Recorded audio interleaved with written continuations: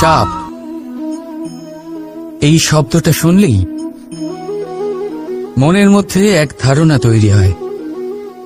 বিষে ভরা, ফোঁস আওয়াজ করা এক ভয়ানক জীব। যদি এই সাপ কারোর বাড়িতে ঢুকে পড়ে, কোলাহল সৃষ্টি হয়ে যায়, লোকে সুরক্ষিত স্থান খুঁজতে থাকে, ভিড় জমা হয়ে যায় সেই সাপের প্রাণ নেওয়ার জন্য। কিন্তু যদি এই সাপ কোনো মন্দিরে দেখতে পাওয়া যায়, তাহলে কি হবে? লোকে সেই সাপের সামনে নিজের মাথা নত করবেন, প্রার্থনা করবেন, হাত জোর করবেন, দুধ খাওয়াবেন, তাকে শিবের আশীর্বাদ মনে করবেন। তাহলে এই বিষয়ে আপনার মতামত কি?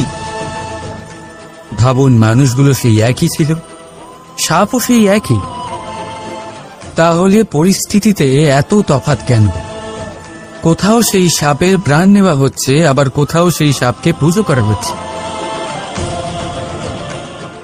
তফাতের কারণ হল সংস্পর্শ আর স্থান। যখন সেই সাপ শিবের সংস্পর্শে ছিল, মন্দিরের পবিত্র আবহাওয়াতে ছিল, তখন সে দেবতুল্য হয়ে উঠেছিল, নয়তো সে আমাদের কাছে শত্রুই ছিল, তাই না? তাই নিজের জীবনে সংস্পর্শ আর স্থানের চয়ন খুব ভেবেচিন্তে করুন, কারণ এই সংসার আপনার ব্যক্তিত্বের আন্দাজ আপনার সংস্পর্শ থেকেই করবে।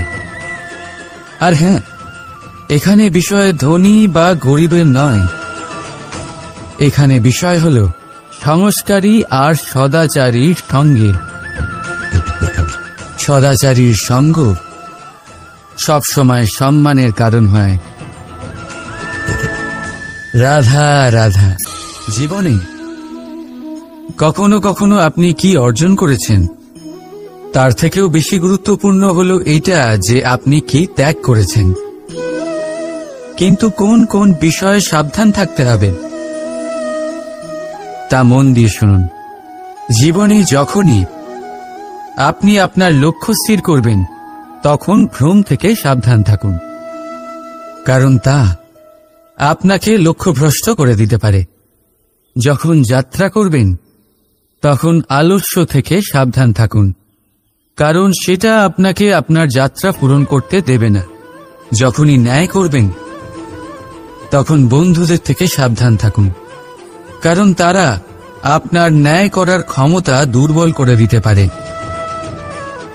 যখনই সাফল্য লাভ করবেন, অহংকার থেকে সাবধান থাকুন, কারণ তা আপনার সাফল্য আপনার কাছে বেশি দিন ধরে রাখতে দেবে না। আর যখনই আপনি প্রেম করবেন,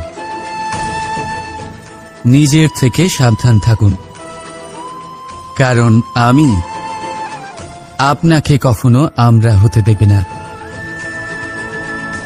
রাধা রাধা। জীবন, এই জীবন আসলে কি?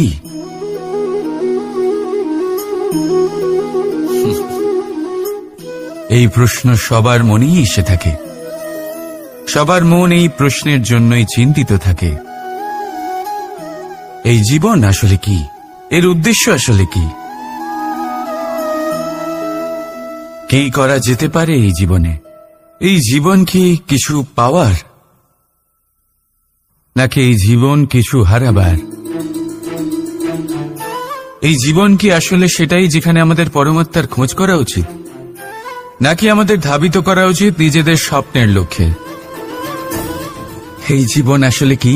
এই জীবন আসলে অত্যন্ত সরল। এ হলো শান্ত জলের মতো, একটা আয়নার মতো। এই জীবন, এই জীবন আসলে ঠিক যেন এক আয়নার মতো। আয়না কি করে? আপনাকে সেটাই দেখায় যা আপনি করে থাকেন। আপনি হাসি মুখে আয়নার দিকে তাকান, আয়না আপনাকে আপনারই মুখ দেখাবে, সেই হাসি সমেত। আপনি রেগে গিয়ে আয়নার দিকে তাকান, আয়না আপনাকে সেটাই দেখাবে। আপনি প্রসন্নভাবে হেসে আয়নার দিকে তাকালে আয়না আপনাকে সেটাই দেখাবে। এটাই হলো জীবন। একটা আয়নার মতো। আপনি এটা ভাববেন না যে এই জীবন আপনাকে কি দিয়েছে, বরং এটা ভেবে দেখুন যে আপনি এই জীবনকে কি প্রদান করেছেন। যদি আপনি এই জীবনকে সুখ প্রদান করেন, আনন্দ দিতে পারেন, ভালোবাসা দিতে পারেন, তাহলে এই জীবনও আপনাকে সুখ, আনন্দ আর ভালোবাসাই দেবে। তাহলে আসুন এই সুখ, আনন্দ আর ভালোবাসা দিয়ে বলুন, রাধা রাধা। আপনি কখনো কোনো স্বর্ণকারকে দেখেছেন?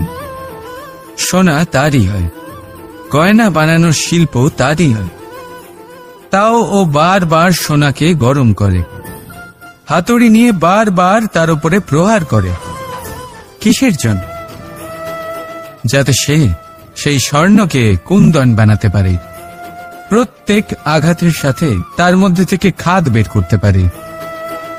একজন বিবেকশীল ব্যক্তিরও এটা করা উচিত, যাতে এই সংসার আপনাকে আঘাত করার আগে আপনি নিজের মধ্যে থাকা দোষগুলো বহিষ্কার করে দিন। হয়তো একটু কষ্ট হতে পারে, কিন্তু এ অবশ্যই করুন। যদি আপনি কুন্দন হতে চান, তাহলে নিজেকে নিজের স্বর্ণকার অবশ্যই হতে হবে। রাধা রাধা।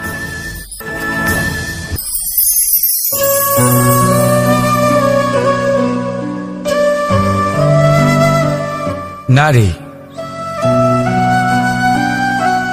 পুরুষরা যাকে নাম দিয়েছেন ত্রিয়া, কেন দিয়েছেন, কে দিয়েছেন, কেউ তা জানে না। কথায় আছে, পুরুষরা ভাবেন যে ত্রিয়া, ভাবেন একরকম, বলেন অন্য কিছু, আর করেন অন্য কিছুই। কিন্তু সত্যিটা কি এটাই? আসল সত্যি হলো এটাই যে ত্রিয়া হলো সেই চরিত্রহীন পুরুষ, আর কেউ নয়। সেই পুরুষ যারা নারীকে বলেন যে আপনি হলেন মা, আপনি হলেন দেবী, আপনি হলেন বোন, আর ভাবেন কি? ভাবেন যে এই নারী হলো আমাদের পায়ের ধুলো, আর কিচ্ছু নয়। আর কি করেন? ওনাদের মাথায়, ওনাদের খোপায় মালা পরিয়ে দিয়ে ভাবেন যে ওনারা হলেন তাদের পায়ের ধুলোর সমান। একজন নারীর সম্মান ভঙ্গ করেন, তাদের দাসী মনে করেন। ভুলবেন না, যত্র নারীয়াস্ত পূজ্যন্তে রমন্তে তত্র দেবতা। অর্থাৎ যেখানে নারীকে পুজো করা হয়, সেখানে ঈশ্বর বাস করেন, আর যেখানে নারীকে অপমান করা হয়, সেখানে ঈশ্বর এবং ভাগ্য এই দুই রুষ্ট হয়। মনে রাখবেন, যদি নারী কল্যাণকারী হতে পারেন, তাহলে নারী মহাচণ্ডী রূপও ধারণ করতে পারেন। যদি একজন নারী মাতা হয়ে জন্মদান করতে পারেন, তাহলে নারী মৃত্যু হয়ে বিনাশও করতে পারেন। যেখানে নারী অপমানিত হবেন, সেখানে মহান ভারতও মহাভারতের পথে অগ্রসর হতে পারে। তাই মনে রাখবেন, নারীর অপমান যেন কখনোই না ঘটে। আর যদি কোথাও নারীর অপমান হয়, তার অর্থ হলো আপনার বিনাশ আপনার দিকেই আসছে, আর এটা হলো তার প্রথম পদক্ষেপের প্রথম পদধ্বনি। রাধা রাধা। ছেলেবেলা। এবার ছেলেবেলার বিষয় আর কি বলি, অত্যন্ত বিশেষ হয় এই ছেলেবেলা। সেই সময়ের অনেক কথা আমাদের আজও মনে আছে, আর সারা জীবন মনে থাকবে। এমন কোনো কথা, যেমন কিছু একটা ঠাট্টা করেছিলাম, যাতে মাতা পিতা এত রেগে গেছিলেন যে সেদিন হয়তো আমাদের খেতেই দেননি। এরকম হয়, আর আমার সাথেও তা হয়েছে। কিন্তু একটু ভেবে দেখুন, যখন আমরা অভুক্ত থাকি, তখন কি আমাদের মাতা পিতার গলা দিয়ে খাবার নামতে পারে? কখনোই নয়। কিন্তু আমরা তো কথা বলছি মাতা পিতাকে নিয়ে।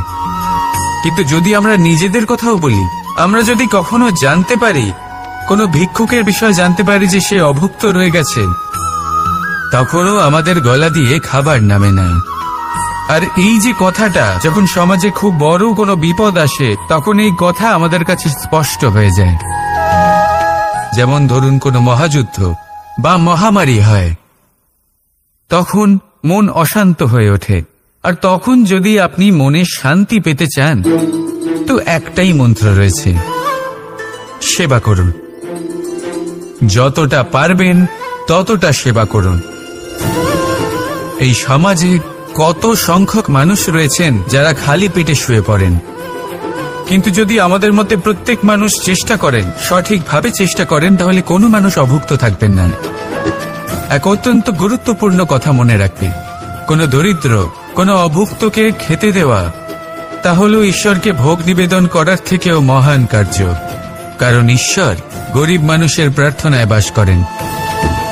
আর ধরে নিন, যদি সেই ভিক্ষুক আপনার দেওয়া খাবার গ্রহণ করেন, অর্থাৎ ঈশ্বর আপনার দেওয়া খাবার গ্রহণ করলেন। কারণ এই মানবতা, এই সেবাই হলো ঈশ্বরের সব থেকে বড় আরাধনা। তাই এই আরাধনায় বিলীন হয়ে থাকুন, আর আমার সাথে ভালোবেসে বলুন, রাধা রাধা। অর্ধাঙ্গিনী। আপনার জীবনে অর্ধাঙ্গিনীর ভূমিকা কি হতে পারে? আপনি বলবেন সেরকমই যেমন আমার জীবনে রুক্মিণীর ভূমিকা। এটা সত্যি, কিন্তু এটাও সত্যি কথা যে আমার আর রুক্মিণীর এই সম্পর্ক, তাকে আরো গভীর করার জন্য অত্যন্ত প্রয়োজনীয় হলো আমরা প্রথমে বন্ধু হই। একজন ভালো স্বামী বা স্ত্রী হবার প্রথম পদক্ষেপ বন্ধুত্ব, অর্থাৎ সখা প্রেম। যতক্ষণ না এক স্বামী স্ত্রী নিজেদের সম্পর্কে বন্ধুত্বের মাহাত্ম্য বুঝতে পারবেন না, ততক্ষণ এই সম্পর্ক যেন অপূর্ণ থেকে যাবে। আর তারপর এই সম্পর্কে জন্ম নেয় সেই অনুভূতি, যেমন অধিকার, যেমন অভিমান। এই দুই ভাবনা যা এই সম্পর্ক ভাঙার প্রথম পদক্ষেপ হয়ে থাকে। সেই জন্য নিজের দাম্পত্য জীবনে অধিকার ফলানোর আগে নিজেকে জিজ্ঞাসা করুন, আপনি কি আপনার জীবনসঙ্গীর সব থেকে ভালো সখা হতে পেরেছেন? সম্পর্ক আরো উন্নত হবে। রাধা রাধা। উৎসব, পুজো, পার্বণ আমাদের জীবনে উল্লাস করে দেয়। এবার দীপাবলির উৎসব এসেছে। আপনি কখনো ভেবেছেন যে এইসব উৎসব যেমন গুরু পূর্ণিমা, দোল, রাখি বন্ধন, এইসব পূর্ণিমার দিনে অনুষ্ঠিত হয়, যখন চাঁদ আকাশে পুরোপুরিভাবে দেখা যায়। কিন্তু দীপাবলির এই শুভ উৎসব অনুষ্ঠিত হয় অমাবস্যার দিবসে। অমাবস্যা, যাকে আমরা অশুভ বলে মনে করি। কখনো ভেবে দেখেছেন কেন শ্রীরাম অমাবস্যার এই দিন বেঁচেছিলেন অযোধ্যায় ফেরার জন্য? একদিন পরে বা একদিন আগেও তো আসতে পারতেন উনি, কারণ উনি এই সংসারকে একটা বার্তা পৌঁছে দিতে চেয়েছিলেন যে মুহূর্ত নয়, কর্মই আসল। যদি আপনার কর্ম বড় হয়, শুভ হয়, তাহলে অমাবস্যার এই রাতকেও প্রদীপের সাহায্যে আলোকিত করা যেতে পারে। তাই সময় বিচার করা না করা আপনার সিদ্ধান্ত মাত্র, কিন্তু নিজের কর্মের বিচার করা আমার উপদেশ। রাধা রাধা। জীবনে আমরা আপনদের জন্য, আমাদের প্রিয়জনদের জন্য সর্বদা ভালো কিছু করতে চাই। ওদের খুশি করার জন্য অনেকবার ওদের উপহার দিই। আর উপহার দেওয়ার সময় একটা বিষয় মনে সর্বদা থাকে, সেই উপহার বিশেষ হওয়া উচিত, সেই উপহার সুন্দর হওয়া উচিত, মূল্যবান হওয়া উচিত, এমন উপহার হওয়া উচিত যা সব সময় তাদের মনে থেকে যায়। কিছু মানুষ বেছে নেন ভালো বস্ত্র, আবার কিছু মানুষ বেছে নেন দামি অলংকার। কিন্তু এটাই কি যথেষ্ট? আপনি নিজেই ভাবুন, যতই ভালো বস্ত্র হোক না কেন, একটা সময়ের পরে তার রং ফিকে হয়ে যায়, খারাপ হয়ে যায়, ছেড়ে যায়। মূল্যবান অলংকারও কখনো না কখনো চুরি হয়ে যেতেই পারে। চিরকাল সেইগুলি সাথে থাকবে এমন নাও হতে পারে। তাহলে এমন কি দেওয়া যায় যা চিরকাল তাদের সাথে থাকবে? উত্তর হলো ভালো সময়। যদি আপনি কাউকে ভালো উপহার দিতে চান, তাহলে তাদের সাথে ভালো সময় কাটান। কারণ যতই আপনি তাদের সাথে সময় কাটিয়ে নিন না কেন, তা কখনো পুরনো হবে না। এটা সর্বদা মনে জীবিত থাকবে, আর সেই আনন্দের মুহূর্তগুলি কেউ তাদের থেকে না কেড়ে নিতে পারবে আর না চুরি করতে পারবে। তাই আনন্দের সাথে সময় কাটান আর ভালোবেসে বলুন, রাধা রাধা। এই সংসারে জ্ঞানী কে? সেই ব্যক্তি যিনি বেদের অর্থ বোঝেন, নাকি তিনি যিনি জন্ম এবং মৃত্যুর রহস্যের সমাধান করেছেন, নাকি তিনি যিনি 64 কলায় নিপুণ? না, এই সংসারে জ্ঞানী তিনি যিনি কেবলমাত্র একটা পার্থক্য বোঝেন, পার্থক্য মেনে নেওয়া আর দৃঢ় হওয়ার মধ্যে। শব্দগুলি অত্যন্ত সরল, কিন্তু যদি মন দিয়ে ভেবে দেখেন তাহলে এর অর্থ অত্যন্ত গুরুত্বপূর্ণ। বুঝিয়ে বলছি আপনাকে, যদি মেনে নেন তাহলে হার, কিন্তু যদি দৃঢ় হন তাহলে জিত। যদি মেনে নেন তাহলে কেউ আপন, কিন্তু আপনি দৃঢ় হলে সে আপনার শত্রু। মেনে নিলে ভগবান আছেন, আর দৃঢ় হলে তা শুধুমাত্রই এক পাথর। শুধু এই পার্থক্যগুলি বুঝে নিন, সংসারের সমস্ত কিছুই আপনার কাছে পরিষ্কার হয়ে যাবে। রাধা রাধা। দৃষ্টি মানুষকে দেওয়া প্রকৃতির অন্যতম শ্রেষ্ঠ উপহার। সেই দৃষ্টি যার জন্য মানুষ এই সংসার দেখতে পারে, নিজের পথ দেখতে পারে। কিন্তু সংসারে দৃষ্টি লাভ করেও সবাই মহান হতে পারে না, প্রসন্ন হতে পারে না। প্রসন্ন শুধুমাত্র তারাই হয় যাদের দৃষ্টিভঙ্গি শুভ হয়। এবারে যারা গোলাপে শুধুমাত্র কাঁটা খুঁজে পায়, তাদের হাত অবশ্যই সেই কাঁটা দ্বারা আঘাতপ্রাপ্ত হয়, কারণ তাদের দৃষ্টি শুধুমাত্র কাঁটা অবধি সীমিত থাকে।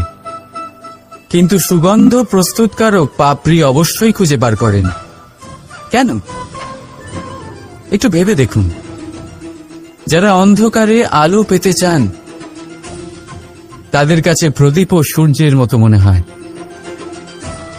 কিন্তু যারা খুঁত বার করতে চান, তারা সেই প্রদীপের নিচে অন্ধকারই খুঁজে পান। যারা ভালোবাসা পেতে চান, তারা অচেনা মানুষের মধ্যেও স্নেহ খুঁজে পান। নয়তো কাউকে পেয়েও তাদের না চিনতে পারা মানুষের অভাব নেই। দৃষ্টি আমাদের দেখায়, কিন্তু দৃষ্টিভঙ্গি আমাদের সেটা দেখায় যা আমরা দেখতে চাই। যেমন আপনার ভাবনা হবে, সেটাই সত্যি হয়ে আপনার সামনে আসবে। তাই আপনার ভাবনাগুলিকে শুভ করুন আর ভালোবেসে বলুন, রাধা রাধা। আমার সামনে রয়েছে গরুর দুধ, যা 2 দিন পর্যন্ত ভালো থাকে। যদি এই দুধ গরম করে জমানো হয়, তাহলে তৈরি হয় দই, যা 3-4 দিন অবধি ভালো থাকে। যদি এই দইকে মন্থন করেন, তৈরি হবে মাখন, যা অনেক সপ্তাহ ভালো থাকে। আর যদি এই মাখন ফোটানো হয়, তাহলে তৈরি হয় ঘি, যা বহু বছর ভালো থাকে। মানেটা বুঝলেন? তাপ আর মন্থন। জীবনে যত পরীক্ষায় উত্তীর্ণ হতে পারবেন, যত কষ্টের তাপ সহ্য করতে পারবেন, যত মন্থনের বাধা পেরোতে পারবেন, ততই যশ, শক্তি আর সামর্থ্য বাড়তে থাকবে।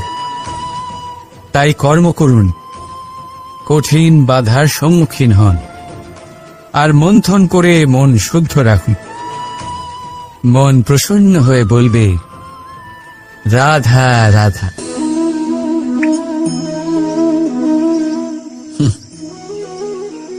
আকাশ থেকে ঝরে পড়া বৃষ্টির ফোঁটা বড়ই শীতল, মিষ্টি আর পবিত্র হয়, কিন্তু সবার ভাগ্য ভিন্ন ভিন্ন হয়।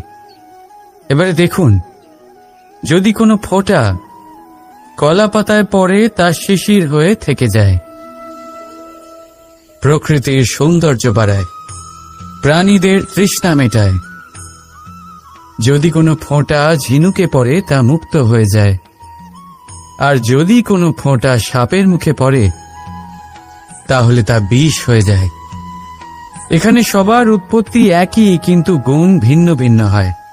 কেন? কি কারণ এটার? কারণ হলো সংস্পর্শ। সংস্পর্শ বড়ই প্রভাবশালী হয়। চাইলে সে আপনার উত্তরণ ঘটাতে পারে, আবার চাইলে আপনার পতনও ঘটাতে পারে। এবার বৃষ্টির ফোঁটা এটা চয়ন করতে পারে না যে তার সংস্পর্শ কি হবে, তার ভাগ্য কি হবে। কিন্তু আমরা তো মানুষ, আমরা তো আমাদের সঙ্গ বাঁচতে পারি। তাই ভাবনা চিন্তা করে নিজের সঙ্গ বাছুন। এই চয়ন কিন্তু আপনারই, আর এর পরিণামও আপনাকেই ভোগ করতে হবে। রাধা রাধা। এই ফল দেখতে পাচ্ছেন আপনি? সবাই জানে এই ফলের থেকে বেরোনো বীজ একটা নতুন বৃক্ষকে জন্ম দেবে, যেই নতুন বৃক্ষ আবার এমন এক ফলের জন্ম দেবে।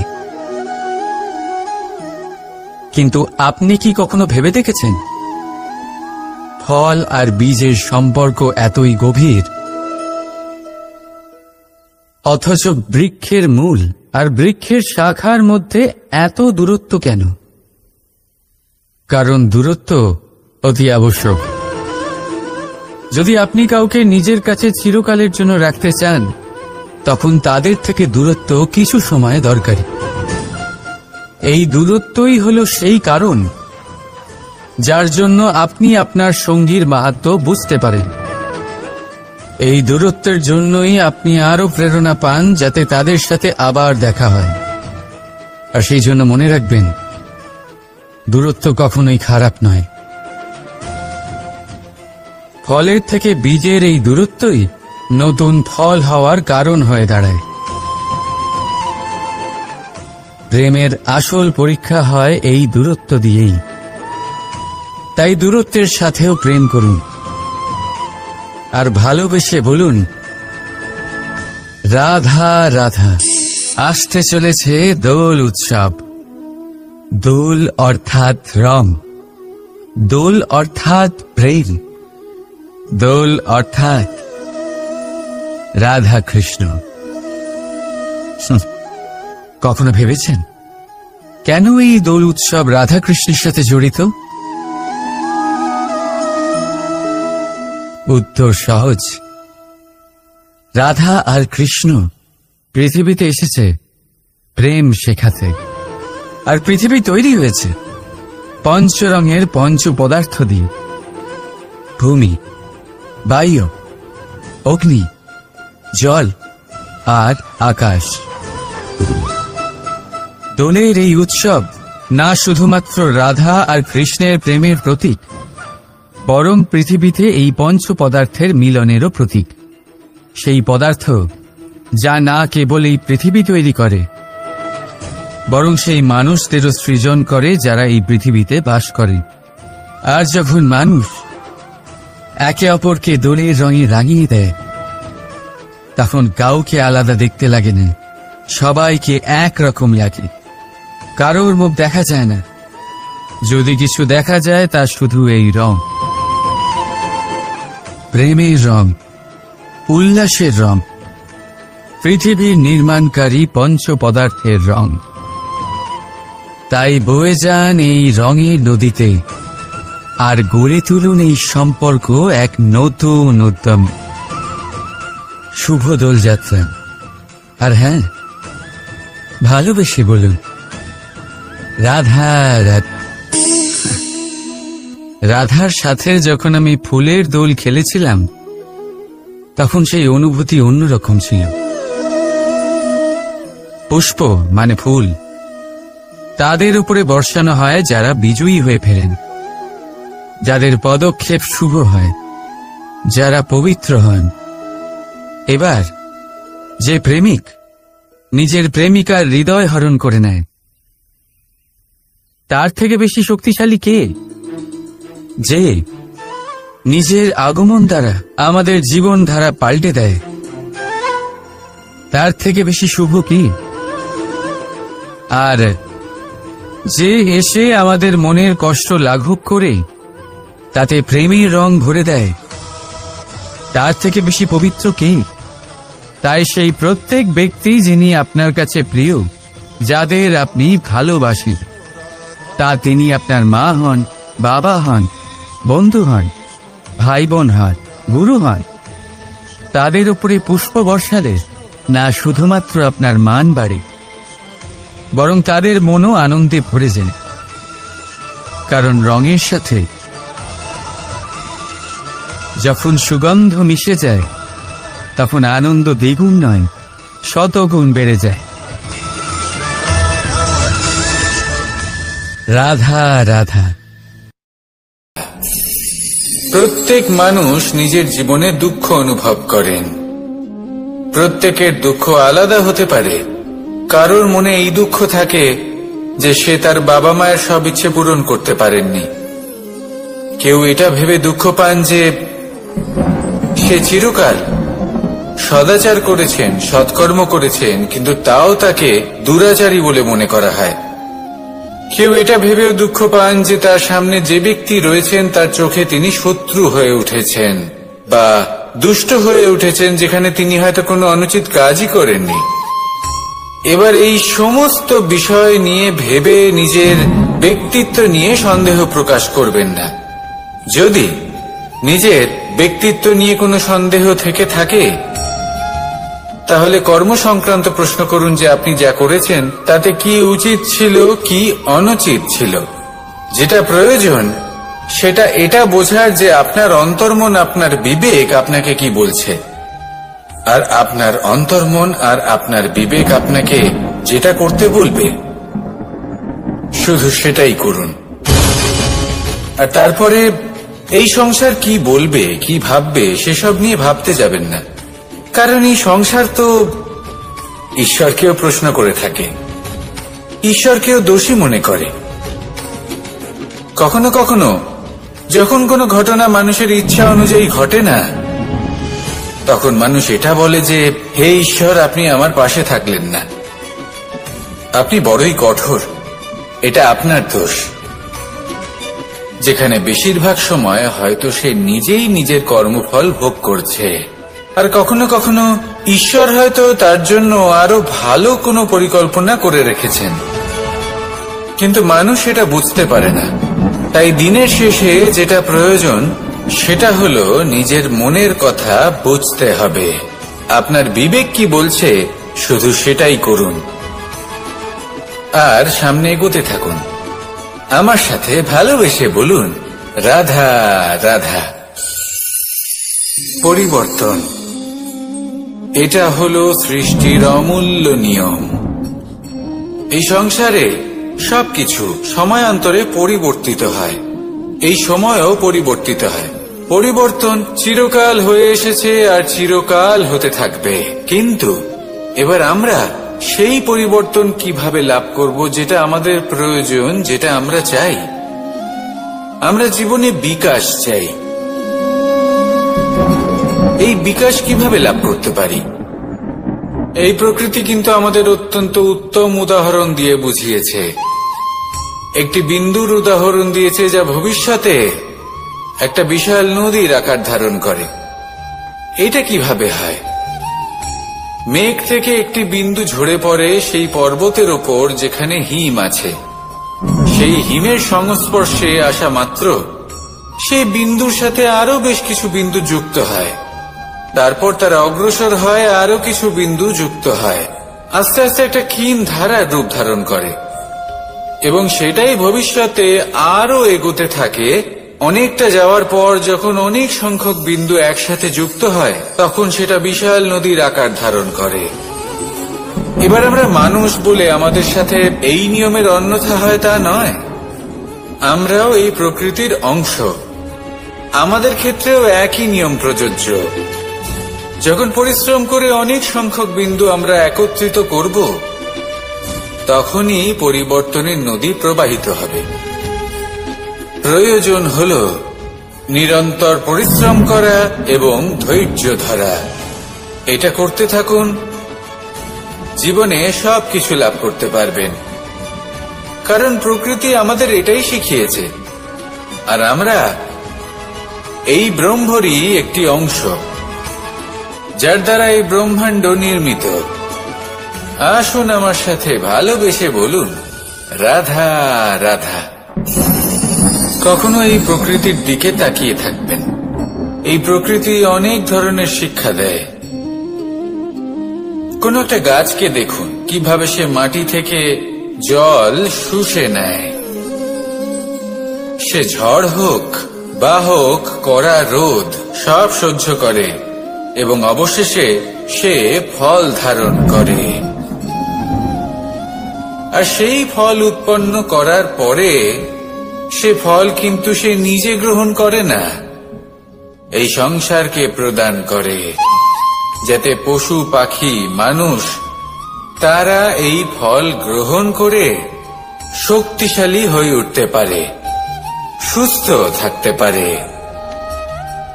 সেভাবেই নদী, সরোবর এরা নিজেরাও কিন্তু নিজেদের জল গ্রহণ করে না, মাটিকে প্রদান করে, পশু পাখিকে প্রদান করে। সূর্য নিজেও নিজের জন্য প্রজ্বলিত হয় না, সে প্রকাশ ছড়িয়ে দিতে চায় আমাদের সবার কাছে, সে আলো পৌঁছে দিতে চায়। এই প্রত্যেকের কর্মে পরমার্থ নিহিত আছে, আর সেই জন্যই এদের সকলকে পুজো করা হয়। তাই মনে রাখবেন, আপনার কাছে জীবন যাপনের অতিরিক্ত যা কিছুই আছে তা পরমার্থের জন্য। তাহলে তার সদ্ব্যবহার করুন, আর আমার সাথে ভালোবেসে বলুন, রাধা রাধা। আমরা প্রত্যেকেই অবশ্যই এমন সময় দেখেছি যখন অনেকগুলো সমস্যা একসাথে আমাদের জীবনে এসে পড়ে। সমস্যা আমাদের প্রত্যেকের জীবনেই থাকে।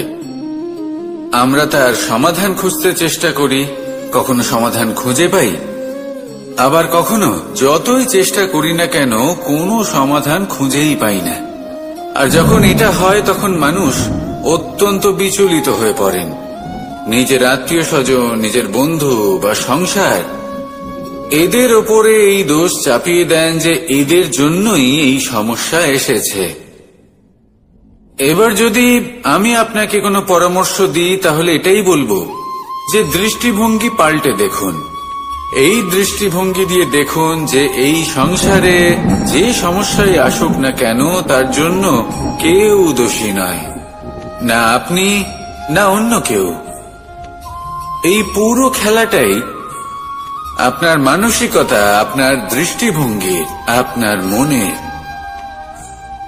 কিভাবে বোঝাচ্ছি? যখন আমাদের মন শক্ত থাকে তখন কঠিন থেকে কঠিনতর পরিস্থিতিও আমাদের জীবনে খুব বেশি হলে প্রতিস্পর্ধা হয়ে থেকে যায়।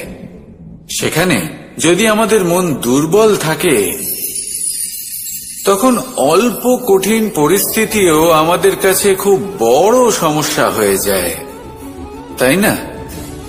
একটা শক্ত মন কঠিন পরিস্থিতিকে প্রতিস্পর্ধা হিসেবে দেখে আর তার মধ্যে ওটা সুযোগ খুঁজে নেয়। আমাদের শুধু এটাই করতে হবে। এই সংসারে অন্য কাউকে দোষী মনে করলে আপনার সমস্যা দূর হয়ে যাবে না।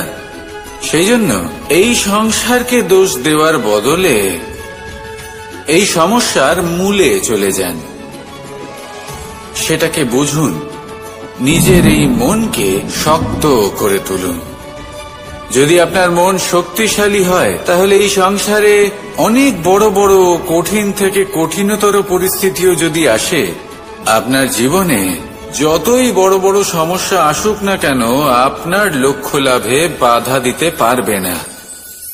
আসুন আমার সাথে ভালোবেসে বলুন, রাধা রাধা। আমরা সবাই পাথর দেখেছি, পর্বতও দেখেছি, শুকনো পাতাও দেখেছি, শ্যামল বনানীও দেখেছি। কখনো ভেবেছেন পাথরের অস্তিত্ব কিন্তু ততক্ষণ পর্যন্ত যতক্ষণ সে পর্বতের গায়ে আটকে থাকে। যখন সেই পর্বত থেকে সেই পাথর ভিন্ন হয়ে যায় ও নিজের অস্তিত্ব হারিয়ে ফেলে। আস্তে আস্তে কখনো পাথর কেটে বা কখনো পিষ্ট হয়ে সেই পাথর আস্তে আস্তে মাটিতে পরিণত হয় এবং পূর্ণরূপে নিজের অস্তিত্ব হারিয়ে ফেলে। এটাই পাতার সাথেও হয়। এই পাতা যতক্ষণ গাছের ডালের সাথে যুক্ত ততক্ষণ তার অস্তিত্ব থাকে। যখনই ডাল থেকে বিচ্ছিন্ন হয় সেও নিজের অস্তিত্ব হারিয়ে ফেলে। আর এটাই আমাদের সাথেও হয়। যতক্ষণ আমরা নিজেদের আপনজনের সাথে যুক্ত থাকি আমাদের অস্তিত্ব বজায় থাকে। যখন আপনজনদের সাথে সম্পর্ক ছিন্ন করি তখন আমরাও আমাদের অস্তিত্ব হারিয়ে ফেলি। এবার এই সংসারের প্রত্যেক ব্যক্তি স্বতন্ত্র থাকতে চান, আর অনেক ব্যক্তি স্বতন্ত্র থাকবেন বলে আপনজনদের দূরে করে দেন আর তাদের সাথে এই সম্পর্ক ছিন্ন করেন। এটা কি সত্যি প্রয়োজন? আপনজনদের সাথে সম্পর্ক ছিন্ন করে নিজের অস্তিত্ব হারিয়ে ফেলা প্রয়োজনীয়, নাকি আপনজনদের সাথে সম্পর্ক বজায় রেখে নিজেদের স্বতন্ত্র করে রাখা সেটা আবশ্যক? নির্বাচন আপনারই। আসুন আমার সাথে ভালোবেসে বলুন রাধা রাধা।